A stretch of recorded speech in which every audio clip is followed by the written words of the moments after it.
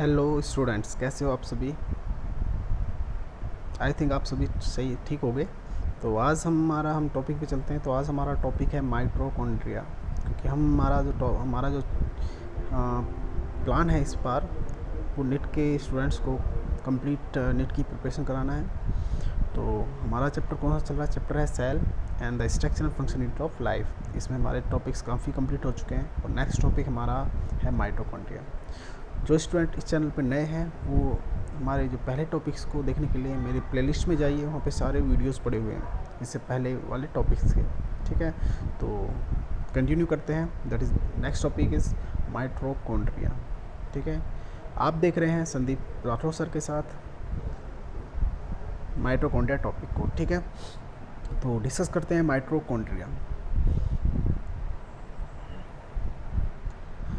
हाँ, माइटोकॉन्ड्रिया, सबसे पहले बात करते हैं माइटोकॉन्ड्रिया की डिस्कवरी किसने की थी। तो याद रखना, माइटोकॉन्ड्रिया की डिस्कवरी की थी कॉलिकर ने इन 1850 के अंदर। ध्यान रखना, Kolliker that is the important scientist which discovered the mitochondria. याद रखना, बहुत इंपॉर्टेंट पॉइंट है माइटोकॉन्ड्रिया। ठीक है, कॉलिकर ने इसकी डिस्कवरी की थी माइटोकॉन्ड्रिया की। इसकी यदि स्ट्रक्चर की बात करें, दैट इज़ ग्रैनुलर स्ट्रक्चर होती है इसकी। और ये कहाँ पे प्रेजेंट होता है? ज़्यादातर हमारे पास सबसे ज़्यादा स्ट्रेटेड मसल्स के अंदर होता है। स्ट्रेटेड मसल्स हमारी कौन सी होती हैं? Striated muscles is the important characteristics of skeletal muscles.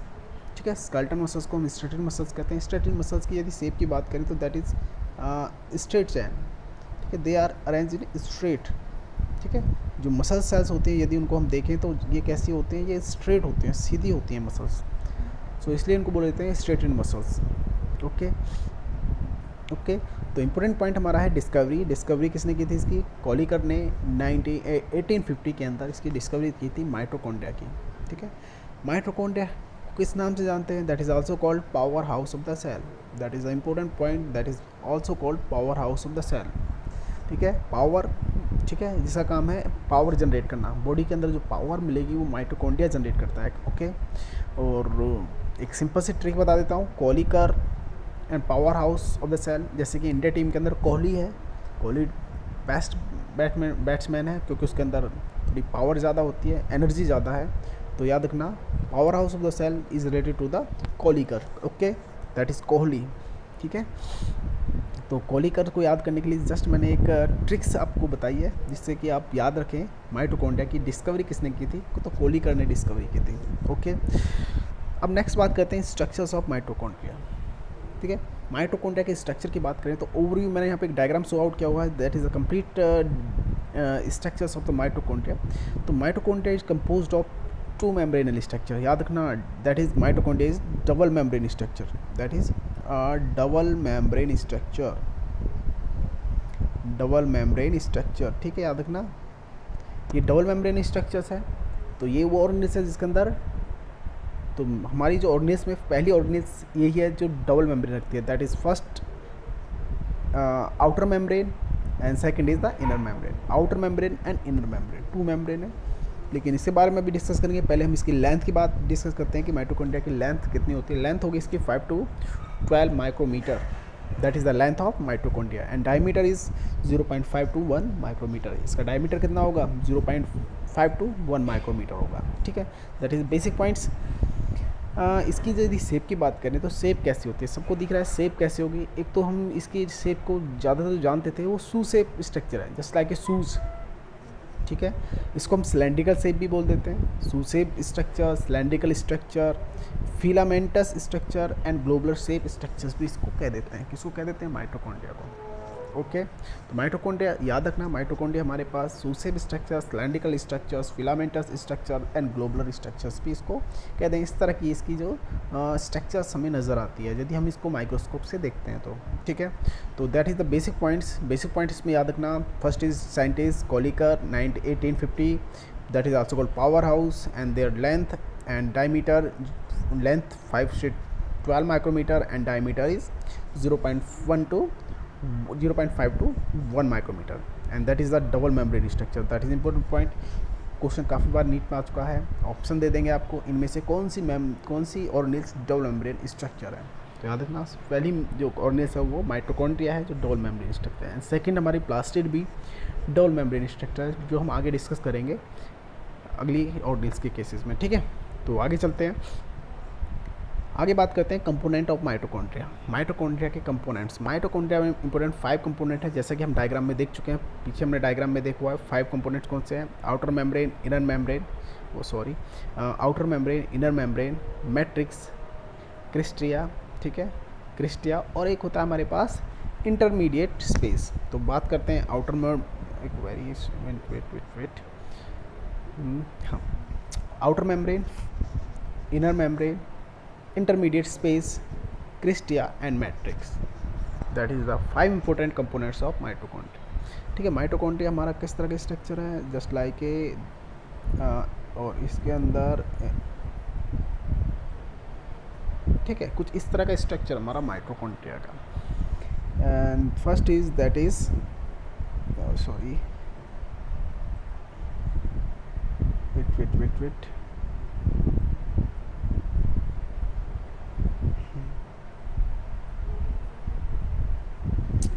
That is mitochondria, ये हमारी है outer membrane, that is outer membrane, ठीक है, outer membrane, that is inner membrane, ठीक है, and the space between outer and inner membrane that is intermediate space, that is intermediate space, clear, याद रखना। And the infolding structures, that is the infolding structure, sorry infolding structures बोल देते हैं इसको,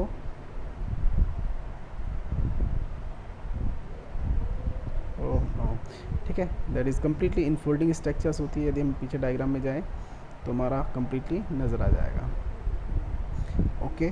तो अभी हम डिस्कस कर लेंगे बाद में इसको, outer membrane, inner membrane, intermediate space, cristae and matrix.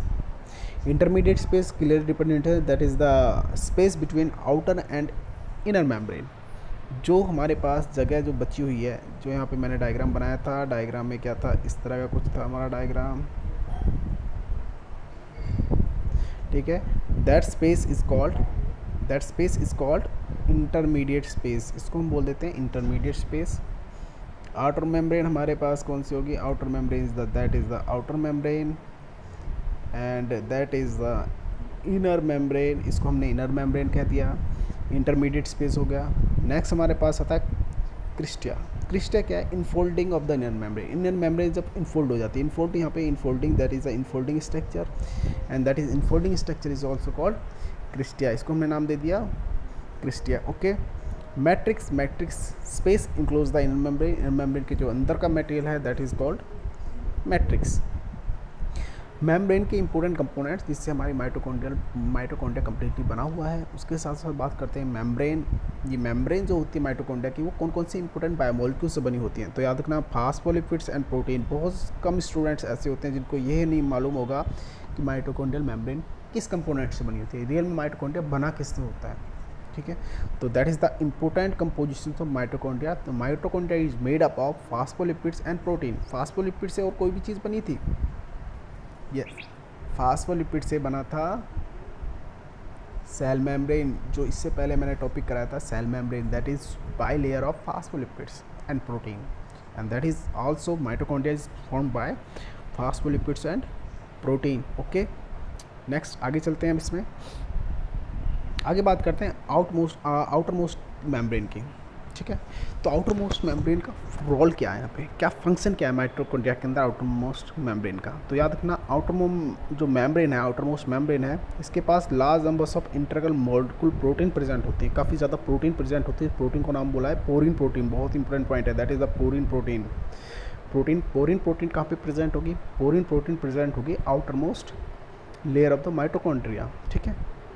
What is the function of porin protein, porin protein क्या बनाएगी, चैनल्स बनाती है, चैनल्स होते हैं, ठीक है, जिनका काम क्या होता है, दे अलाउ द मॉलिक्यूल्स, ये मॉलिक्यूल्स को अलाउ करेंगे।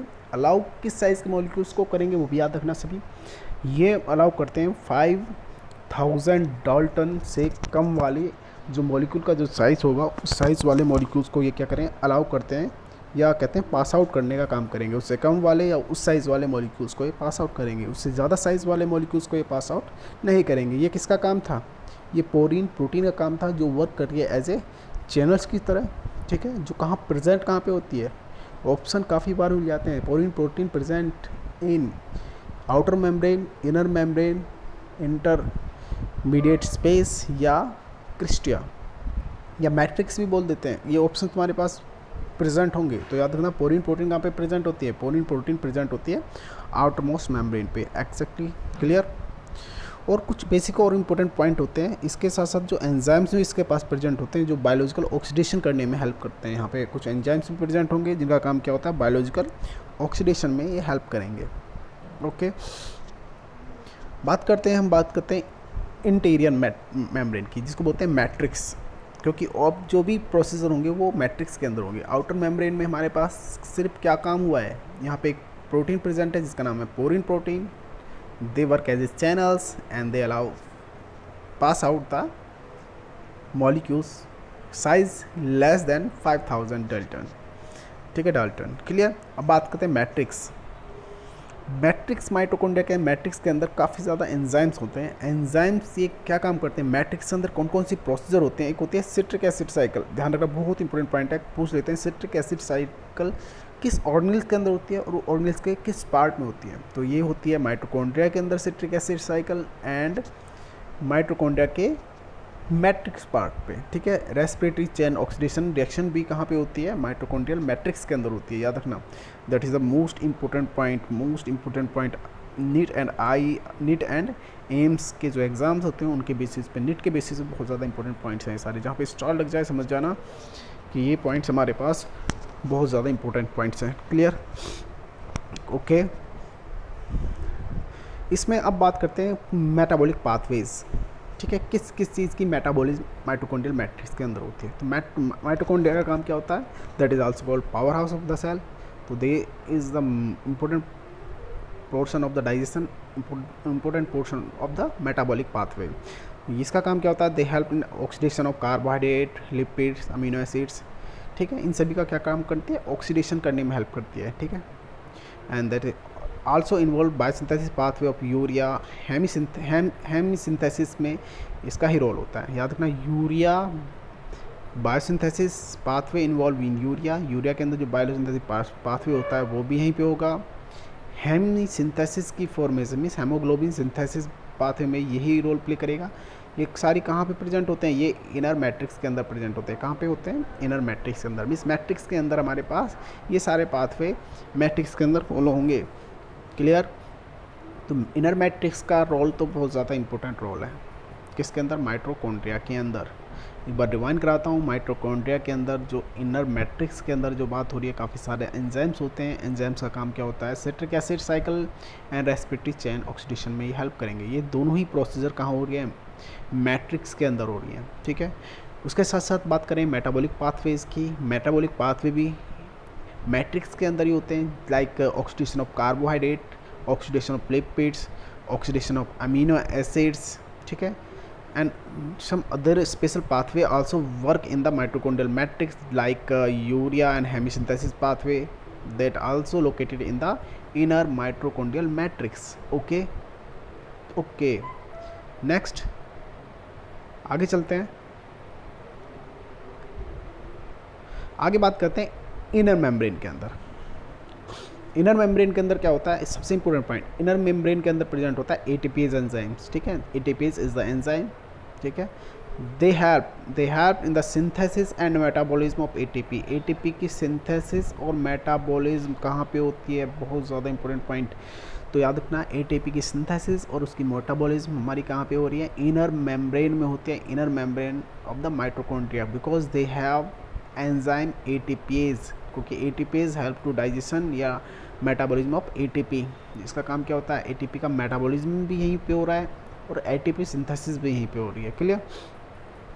They also contain enzymes of electron transport system. Electron transport जो सिस्टम है, इलेक्ट्रॉन ईसी हमारे पास ईटीसी के नाम से या ईटीएस के नाम से हमारे पास एक सिस्टम है जो हम प्लांट चैप्टर प्लांट फिजियोलॉजी के अंदर पढ़ेंगे आगे, ठीक है। उसमें हमारे पास टॉपिक है ETC। तो ये जो प्रोसीजर है ये भी कहाँ पे होता है, इसके काफ़ी ज़्यादा एंजाइम्स माइटोकॉन्ड्रिया के अंदर प्रेजेंट होते हैं, ठीक है। माइटोकॉन्ड्रिया के कुछ और भी हमारे पास फंक्शन है, ऑक्सीडेटिव फास्फोरिलेशन या सिंथेसिस ऑफ ATP, जो मैं इस फर्स्ट पॉइंट पे डिस्कस कर चुका हूँ। फर्स्ट पॉइंट में क्या होता है, ATP सिंथेसिस को बोला जाता है, या सिंपल सा बोलते हैं ऑक्सीडेटिव फास्फोरिलेशन। ऑक्सीडेटिव फास्फोरिलेशन में ही हमारे पास ATP बनती है, ठीक है, सिंथेसाइज होती है। यहाँ पे दो बार लिखा हुआ ना, ऑक्सीडेटिव फास्फोरिलेशन और ATP सिंथेसिस, मीन्स दोनों का सेम ही है। ATP सिंथेसिस प्रोसेस को ही हम ऑक्सीडेटिव फास्फोरिलेशन प्रोसेस बोल देते हैं, तो यहाँ पे दो बार लिखने की जरूरत नहीं थी, क्लियर। तो ये जो ऑक्सीडेटिव फास्फोरिलेशन प्रोसेस है वो कहाँ पे होते हैं, इनर माइटोकॉन्ड्रियल मेम्ब्रेन के अंदर। नेक्स्ट पॉइंट की बात करें, माइटोकॉन्ड्रिया हैज सम प्रोटीन, इनके पास कुछ प्रोटीन होती है जो माइटोकॉन्ड्रियल DNA की फॉर्मेशन में हेल्प करती है। माइटोकॉन्ड्रियल DNA बनेगा कहाँ पे, माइटोकॉन्ड्रिया के अंदर, ठीक है। और वो हेल्प कौन करती है, प्रोटीन, ठीक है, क्लियर। तो माइटोकॉन्ड्रियल DNA भी माइटोकॉन्ड्रिया के अंदर ही बनेगा और उसको कुछ प्रोटीन्स होते हैं जो ये काम करती हैं। तो इनर मेम्ब्रेन में याद रखना, मैट्रिक्स के अंदर अलग हमारा काम हो गया, अब इनर मेम्ब्रेन में काम हो गया, आउटर मेम्ब्रेन में काम हो गया, इनर मेम्ब्रेन में काम हो गया, और मैट्रिक्स के बारे में हमारे पास तीनों पॉइंट के ऊपर हमारे पास क्वेश्चन बनेगा, याद रखना, क्लियर। तो एक बार रिवाइंड करा देता हूँ। आउटर मेम्ब्रेन में पोरीन चैनल्स होते हैं जो पासिस करते हैं 5000 डाल्टन के से कम साइज़ वाले मॉलिक्यूल्स को पास आउट का काम करेंगे, ठीक है। ये किसका काम था, आउटर मेम्ब्रेन का, ठीक है। उसके बाद हमारा मैट्रिक्स में क्या होता है, मैट्रिक्स में हमारे पास सिट्रिक एसिड साइकिल होती है, ठीक है। और रेस्पिरेशन जो ऑक्सीडेशन प्रोसेस है वो सारी वहाँ पे होती हैं, कहाँ पे होती हैं वो सारी हमारे पास मैट्रिक्स के अंदर होती हैं, यहाँ पे लिखा हुआ है, ठीक है। इसके अंदर ऑक्सीडेशन भी किसका होता है, किसका ऑक्सीडेशन होता है, ऑक्सीडेशन मैंने बताया था कार्बोहाइड्रेट का, लिपिड्स का, अमीनो एसिड्स का। यहाँ पे ऑक्सीडेशन किसके अंदर होता है, मैट्रिक्स के अंदर होता है। और यहाँ ये स्पेशल पार्ट प्ले करती हैं, यूरिया एंड हेमिसिंथेसिस में भी यहाँ पे इम्पोर्टेंट पार्ट होता है किसका, मिस मेम्ब्रेन का, ओके, ठीक है। और इनर की बात करें तो इनर में मैंने डिस्कस किया, ATPase एंजाइम इनर मैट्रिक्स के अंदर प्रेजेंट होता है, इनर मेम्ब्रेन के अंदर प्रेजेंट होता है, जहाँ पे बायोसिंथेसिस या कहते हैं सिंथेसिस ऑफ ATP होगा एंड मेटाबॉलिज्म ऑफ ATP भी यहीं पे होगा, ठीक है।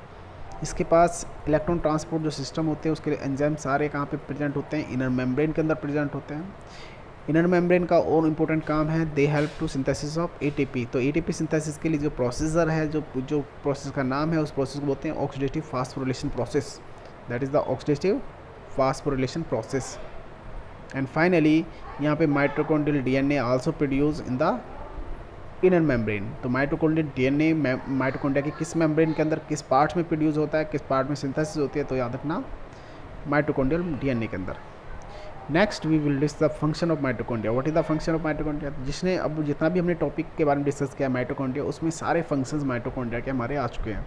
तो उसको हमने ढंग से पढ़ लिया तो माइटोकॉन्ड्रियल मेम्ब्रेन इजीली हमारे फंक्शंस उसके हो जाएंगे। फंक्शन पहला है पावर जनरेशन में, दैट इज क्लियर, हमने पढ़ा था, that is also called power house of the cell. Mitochondria को power house of the cell कहते हैं क्योंकि ये पावर जनरेट करने में हेल्प करती है। पावर किस फॉर्म में जनरेट करेगी, ATP की फॉर्म में, ATP की फॉर्म में जनरेट करेगी, याद रखना ATP की फॉर्म में जनरेट करेगी। तो ATP जो जनरेट होती है वो माइटोकॉन्ड्रिया के किस मेम्ब्रेन के अंदर होती है, बोलो जल्दी बताओ, माइटोकॉन्ड्रियल किस फॉर्म में होती हैं। तो मैंने पीछे कराया था, that is inner mitochondrial membrane, ठीक है, याद रखना इनर माइटोकॉन्ड्रियल मेम्ब्रेन के अंदर, okay. Second function of mitochondria, ये हेल्प करती हैं maintain the concentration of calcium ion. Calcium ions की कंसंट्रेशन को सेल के वेरियस कंपार्टमेंट के अंदर ये मेंटेन करके रहेगी। सेल को प्रॉपर कैल्शियम मिलती रहे, ये कौन करेगा, ये माइटोकॉन्ड्रिया ही करेगा, इसको मेंटेन करने का काम यही करेगा, ठीक है।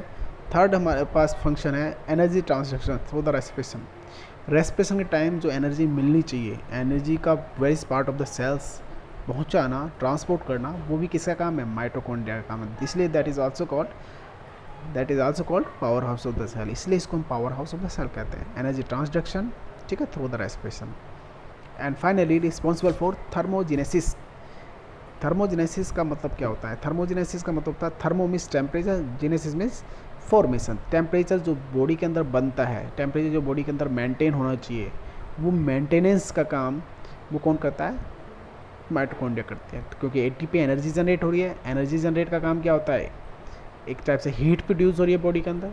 तो उसमें जो हीट प्रोड्यूस होगी, बॉडी का जो टेम्परेचर है 37 degree Celsius, that is the constant body temperature of human body, and this temperature is maintain by, body का कौन सा पार्ट इसको मेंटेन करता है, मतलब इस एनर्जी, इस टेम्परेचर को कौन बॉडी में मेंटेन करता है, तो वो हमारे पास mitochondria.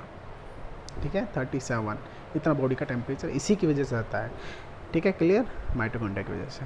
And that is complete, हमारी नेक्स्ट जो ऑर्गेनेल्स है वो कंप्लीट हो चुकी है, माइटोकॉन्ड्रिया। ठीक है, तो नेक्स्ट वीडियो में हम डिस्कस करेंगे नेक्स्ट ऑर्गेनेल्स इस चैप्टर की। ठीक है, ये हमारे पास थोड़े बड़े टॉपिक्स थे, उसके बाद हमारी छोटी छोटी ऑर्गेनेल होंगी, उसमें हम देखेंगे कि एक वीडियो में 2 या 3 ऑर्गेनेल्स को हम कवर कर लें। तो थैंक्स फॉर वॉचिंग, और कमेंट ज़रूर करना जैसा भी आपको वीडियो लगता है, अच्छा लगता है या कुछ उसमें थोड़ा और करेक्शन करना है मुझे। यदि कोई डाउट्स हैं आपके, डाउट्स कमेंट में डालो, मैं कमेंट्स में आपके डाउट्स के बिल्कुल आंसर ज़रूर दूंगा। ठीक है, एंड देखते रहिए मेरे साथ, मेरे चैनल पे बने रहिए, और thanks for watching, and finally goodbye and best of luck for NEET exams. Thanks, bye.